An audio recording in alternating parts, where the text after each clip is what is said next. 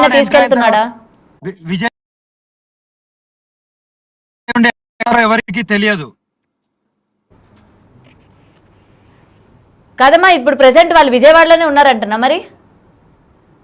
అదే అదే నాకు నాకు ఇంకా ఇంకా సమాచారం రాలే. అక్కడ దిగిన తర్వాత నాకు సమాచారం వచ్చింది. అంటే ఎక్కడ ఏమైనా హోటల్లో పెట్టడం కానీ, హోటల్లో ఏమైనా పెట్టాడా? హోటల్లో పెట్టాల్సిన అవసరమే ఉంది. అంత ఇల్లు ఉన్నది.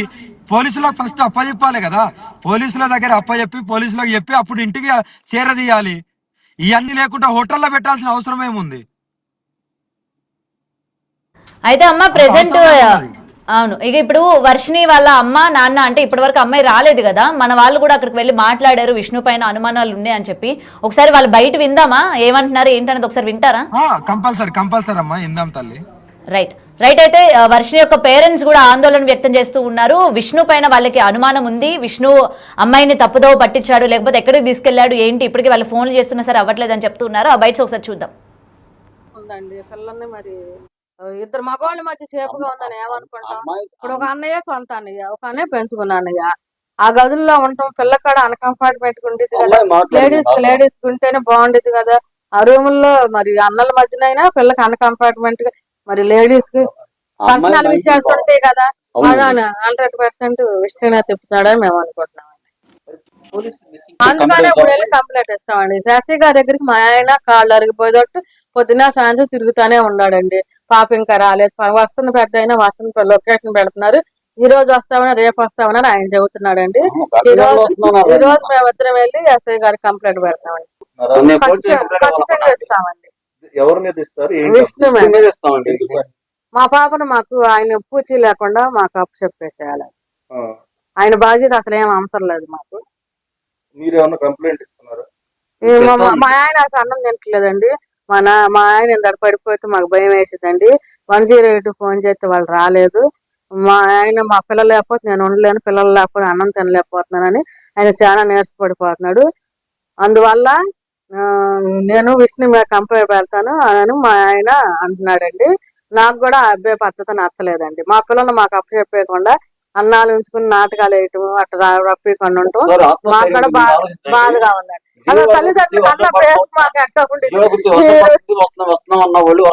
20 రోజులు కనపడం పిల్ల వస్తుందని సంతోషంలో మేము ఉండి వస్తే అద్దుకుందాం, మా చుట్టాలందరూ వచ్చి చూసుకుందాం అన్నారు. మేము ఆల్రెడీ వాళ్ళ ప్రయాణాలు అయ్యి ఆగిపోను, ఫోన్లు చెయ్య మాకు ఎందుకు ఒకళ్ళ చేతిలో మన పిల్ల మన తీసుకొచ్చేసేయమని మా తోడుకోళ్ళు మా బావలు నాకు పనికి ఎప్పుడు వెళ్ళనివ్వరు నా ఆడవాళ్ళని.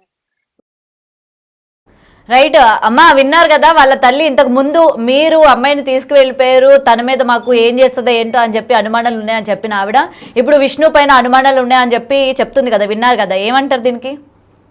అదే అమ్మా, వాళ్ళకి తెలిసి వచ్చింది కదా ఎవరు రక్షించారు ఎవరు రక్షించలేదని వాళ్ళకి అర్థమైంది.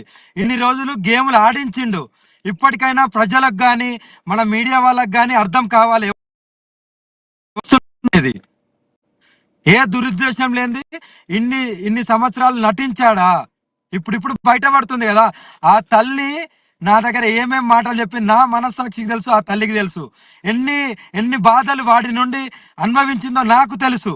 నేను బయటికి చెప్పలేను. ఆడపిల్లకు జీవితం ఉన్నది, చాలా బాగా. మరి మీ గురించి చెడుగా చెప్పారు కదమ్మా ఆ రోజు, మీరే తీసుకెళ్లిపోయారు, విష్ణు చాలా మంచివాడు, విష్ణు మాత్రమే కాపాడడానికి ప్రయత్నిస్తున్నాడు అని చెప్పినప్పుడు మరి మీరు ఎందుకమ్మా చెప్పట్లేదు అసలు విష్ణు ఎలాంటి వాడు ఏంటి అని చెప్పి? మీరు ఎందుకు మరి బయటికి చెప్పట్లేదు? వాళ్ళందరూ మీరు తప్పు అనుకున్నారు కదా. నేను అప్పుడు చెప్తే ఎవరు వినే స్టేజ్ లో ఉండరమ్మా. భగవంతుడు ఎప్పుడు గాని ఎవరు తప్పు చేసినా వదిలేడు. అది వాళ్ళకే తెలిసి వస్తుందని నేను వదిలేసిన. ఎందుకు వదిలేయడం జరిగిందంటే ఆమె ఇష్టానుసారంగా వచ్చింది. నేను కిడ్నాప్ చేసింది అన్నారు, ఇంకోటి అన్నారు. కానీ ఆమె ఇష్టానుసారంగా వచ్చింది, హ్యాపీగా ఉన్నది. మళ్ళీ వాళ్ళ అన్నయ్యలు వస్తే తీసుకెళ్ళనని పంపించాను. అంతవరకే నా దగ్గర ఉన్నంత వరకు నేను ప్రొటెక్షన్ చేసిన. కానీ ఇక్కడ అంతా ఏదైతే వాళ్ళు చెప్పారో మీడియాలో వాళ్ళ అమ్మ నాన్న చెప్పినాయి, ఆ విష్ణు చెప్పినాయి ఖరాఖండిగా నేను చెప్తున్నాను. వాటికి అన్నిటికీ విష్ణు రుజువు చూపించాలి నాకు. నేను ఇప్పుడు చెప్తున్నాగా మన బిగ్ టీవీ తరపున నేను వదిలిపెట్టను. ఈ 15 రోజులు నేను పర్యటిస్తున్నాను జ్యోతిర్లింగాలు. ఈ అయిపోయిన తర్వాత నేను వస్తాను. పోలీసుల సమక్షంలోనే ఏవైతే ఎలిగేషన్స్ వేశారో ఎక్కడైతే ఏమేమి ఎలిగేషన్స్ వేశారో, ఎన్ని అక్రమ, నాకు ఎక్కడెక్కడ బిల్డింగ్లు ఉన్నాయి, ఎక్కడ ఆస్తులు ఉన్నాయి, నేను ఎవరి దగ్గరికి వెళ్ళి ఎంత తీసుకున్నా, నేను బ్యాంక్ డీటెయిల్స్ ఇవ్వడానికి సిద్ధం, నా ఫోన్లు ఇవ్వడానికి సిద్ధం, ఇవన్నీ నిరూపించాలి. నాకు వదిలిపెట్టే సమస్య లేదు.